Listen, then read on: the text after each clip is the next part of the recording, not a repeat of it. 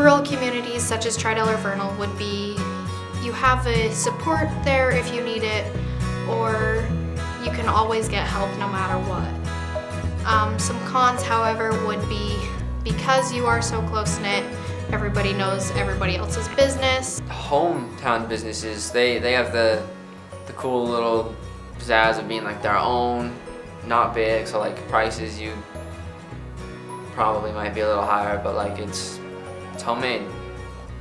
Cookies are better that way anyways. Living in a rural community is terrible. There's not much to do. The most we do is usually drive around. That's all we can do. We have one bowling alley that is decent within driving range, and I don't like bowling.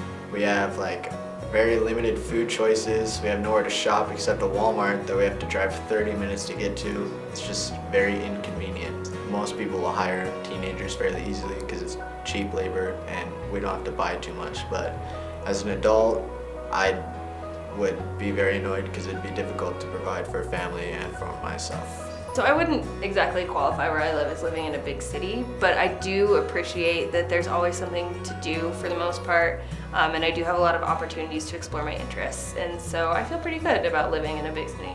I think it's nice to be able to be somewhere that is a little bit farther away from the hustle and bustle, I guess. Grocery stores, pretty much generally speaking, have been more expensive. I'm not quite sure why. I imagine it's farther to ship things. The food here is actually pretty good.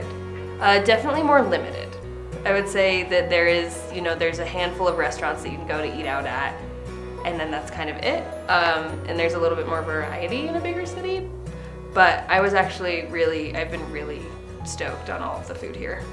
The travel in a small town isn't so bad to me. There's a lot less traffic, the roads are really wide, and that's always really nice. And that's just in my experience, which is pretty limited, to be honest with you.